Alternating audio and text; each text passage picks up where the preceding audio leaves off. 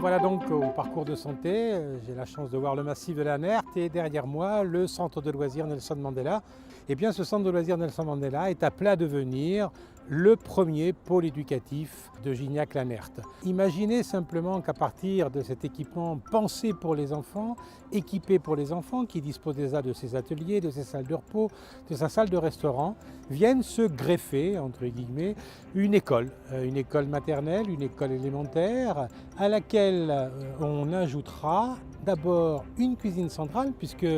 à Gignac-la-Nert, on a la chance de préparer les repas de vos enfants sur place avec du personnel communal, 6 classes maternelles, 9 classes élémentaires, donc une école complète.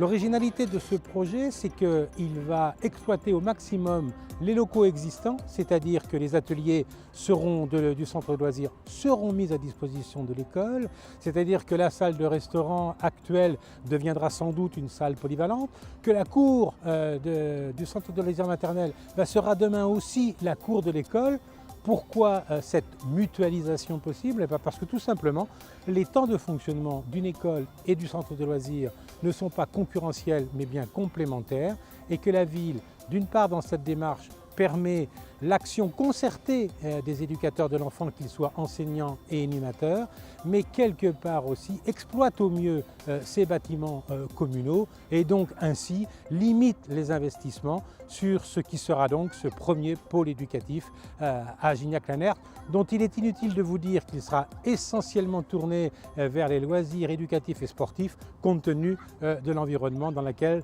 nous avons la chance d'évoluer aujourd'hui.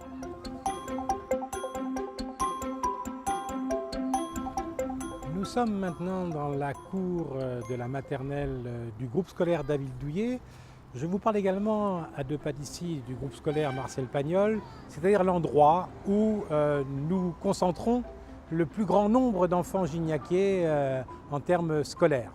Et cette question de concentration, le mot est bien fort, en tout cas de saturation de locaux a été une grosse préoccupation pour les élus qui ont considéré que pour imaginer un pôle éducatif à cet endroit, la première des décisions à prendre était de réduire les effectifs. D'où l'idée de libérer 6 classes élémentaires qui rejoindront le pôle éducatif dont nous parlerons tout à l'heure, de manière à avoir des effectifs plus raisonnables.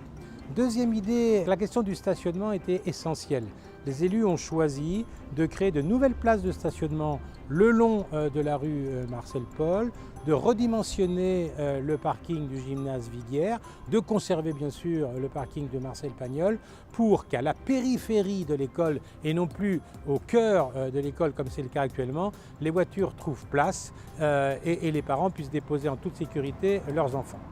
Autre énorme originalité de ce projet, c'est qu'en définitive, les élus ont choisi de le traverser en s'appuyant sur les 2 bassins de rétention aux 2 extrémités, de le traverser par un cheminement piéton, une sorte de colonne vertébrale de ce futur projet, colonne vertébrale sur laquelle viendront se greffer les entrées des nouvelles écoles maternelles et élémentaires. Et au-delà de ce cheminement traversant, les élus souhaitent également paysager davantage ce site en s'appuyant notamment sur les bassins de rétention qui seront redimensionnés à l'occasion, de manière à créer au cœur de Gignac un parc urbain. C'est dire que le pôle éducatif Douillet-Pagnol deviendra demain un magnifique lieu d'éducation au cœur d'un parc urbain.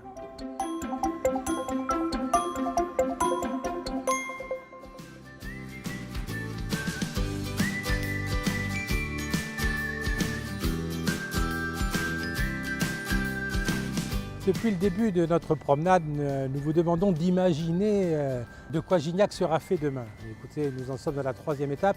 et j'ai envie de dire que ça va être encore plus difficile puisque derrière moi, vous avez le site d'implantation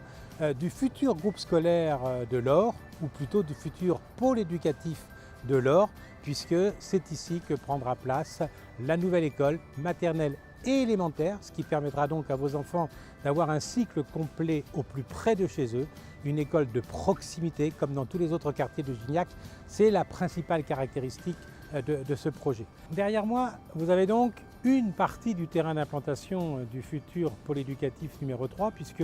ce terrain ira jusqu'à une très belle plantation d'oliviers que vous connaissez sans doute en tant qu'habitant de ce beau quartier de Gignac.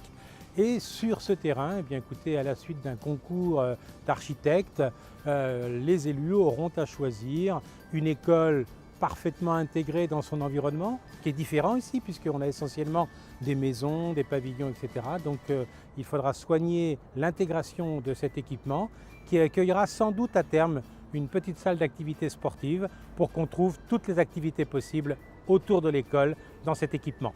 Je terminerai mon propos en vous disant simplement que comme dans les deux autres pôles éducatifs, vous trouverez bien ici une école maternelle de 3 classes, une école élémentaire de 6 classes, un accueil périscolaire pour le matin et pour le soir. Et les élus souhaitent que dans ce quartier, la spécificité de ce pôle éducatif, comme elle était le loisir éducatif sur Nelson Mandela ou la lecture publique sur Douillet et Marcel Pagnol, et bien qu'ici on soit plus vers le développement durable, l'écologie, la qualité environnementale, puisque le cadre s'y prête et qu'ainsi, à tour de rôle, tous les enfants de Gignac, y compris les autres pôles éducatifs, pourront venir bénéficier de cet environnement de très grande qualité.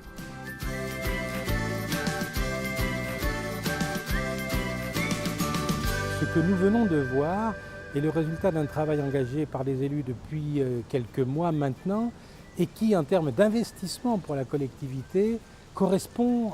à ce que d'autres communes auraient fait sur 3 ou 4 mandats, alors que là, le pari qui a été lancé et qui va être retenu par les élus est de réaliser cet ensemble d'opérations, je le répète, 3 pôles éducatifs avec des spécificités pour chacun d'entre eux, 3 pôles éducatifs en moins d'un mandat, qui vont effectivement permettre d'offrir à tous les enfants gignacais, qu'ils soient nouveaux habitants ou anciens habitants de cette commune, des qualités d'accueil et d'éducation qui sont, j'ai envie de dire, quasiment hors du commun.